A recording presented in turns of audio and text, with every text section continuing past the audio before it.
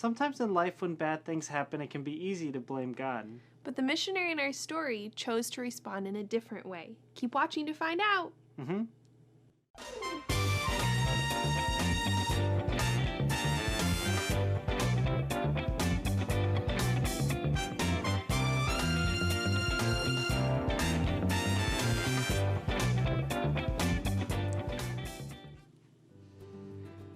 Hi everyone, welcome to Around the World with Joshua and Alyssa.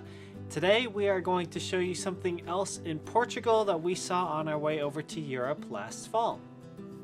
So, after leaving the grocery store that we showed you last time, we went to downtown, Old Town Lisbon, or Lisboa, as they would say over there.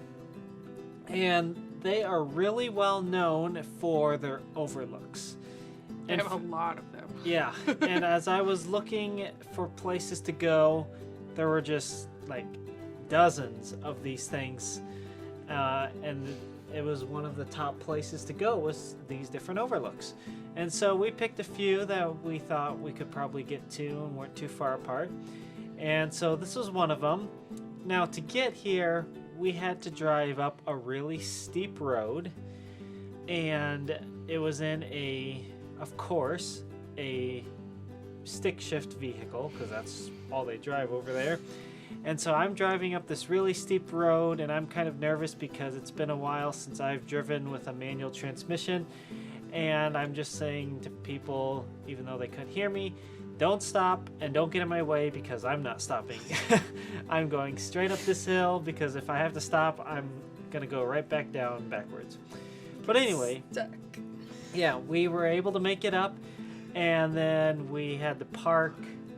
We hoped we were in a legal parking spot. It was really hard to tell because everything was different there.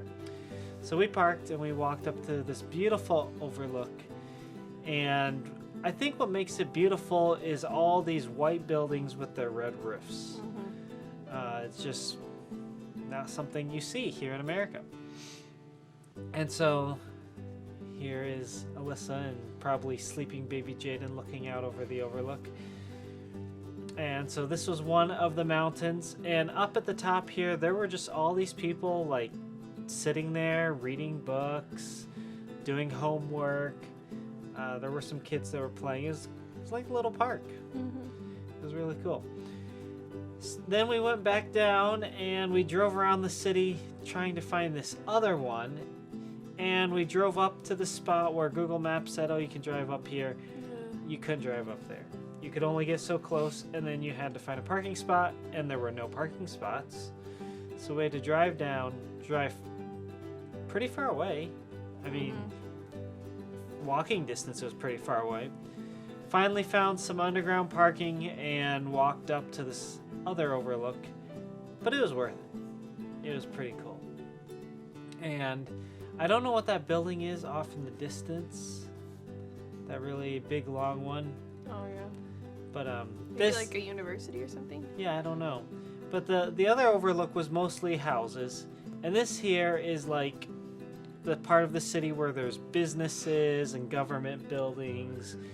And behind us on this overlook was like this old church or monastery or something.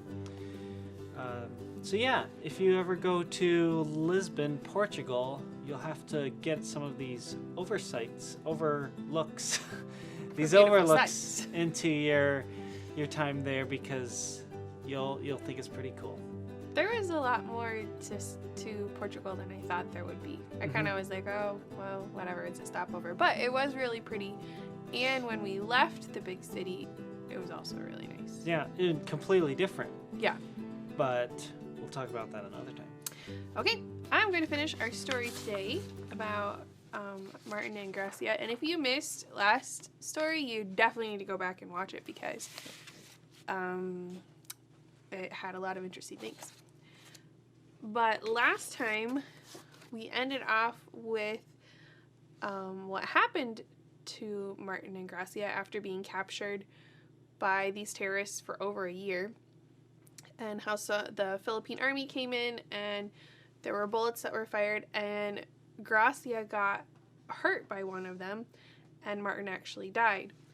Well, the soldiers were able to rescue her, and they brought her to a hospital where she could get care to help where the bullet had hurt her, and so she could get better. And of course, she already missed Martin so much, but she knew where he was, and she knew he was in heaven with Jesus, and that was way better than being in a hospital and recovering from something. And she knew that he was probably really thankful that he had made the choice to go to the Philippines. And after Gracia was better, she went back to the United States to be reunited with her children and with her other family there. And she still uses her gifts today, her gifts of organizing and sharing the love of Jesus and singing and music and writing, to encourage people to share the good news of Jesus. Sometimes it's a little scary, especially for her. She didn't know that this is what life was going to look like when they went to the Philippines. And really, missionaries don't know. And we don't even know when we live here in the U.S. what life is going to look like. But she wanted to encourage other people. She wants to encourage other people to serve God and to use whatever talents he's given them to glorify him and to point other people back to Jesus. So she's written a book. Well, she's written lots of things, but one of her most famous books is called In the Presence of My Enemies. And it was published in 2003, 2004, so just 20 years ago. Not a super long time ago. And in that book, she has a quote from when Martin preached in the U.S., so before they were in the Philippines. And his last sermon that he preached at his home church.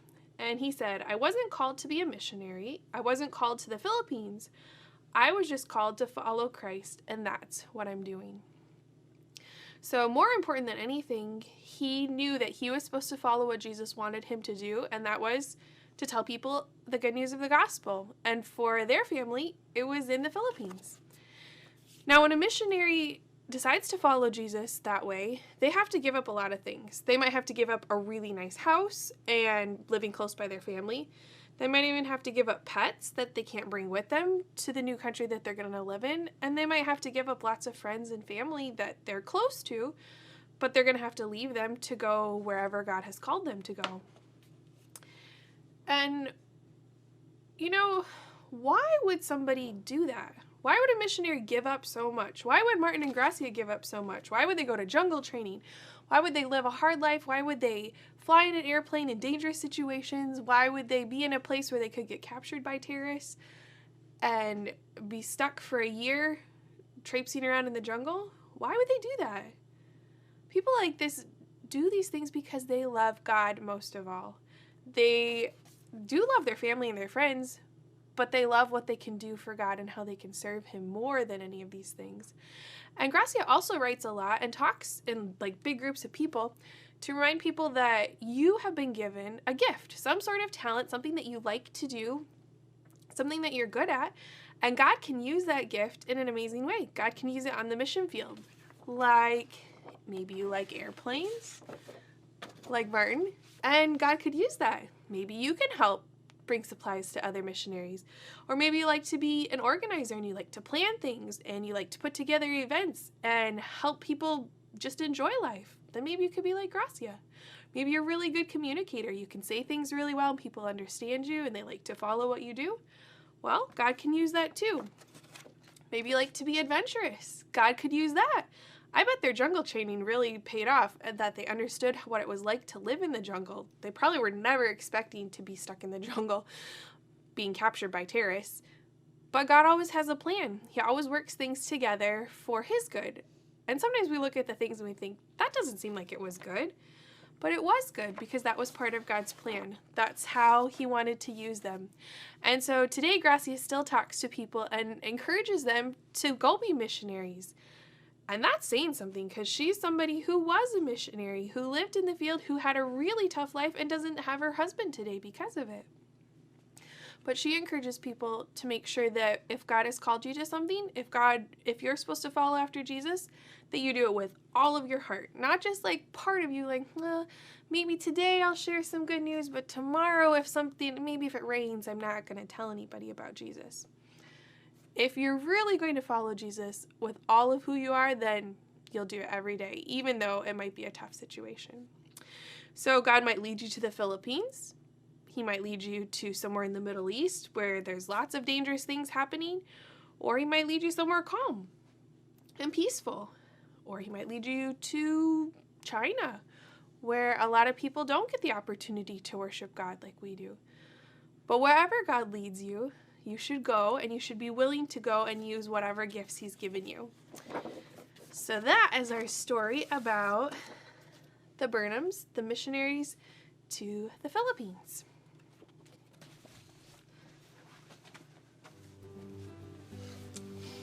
Well, thank you for sharing that story.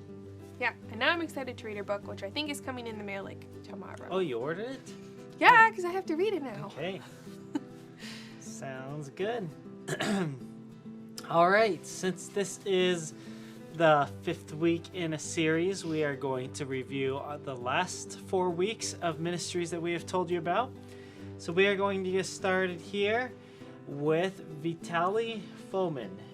And, well, all of these today are going to be from Athens because we spent a good amount of time there seeing various ministries.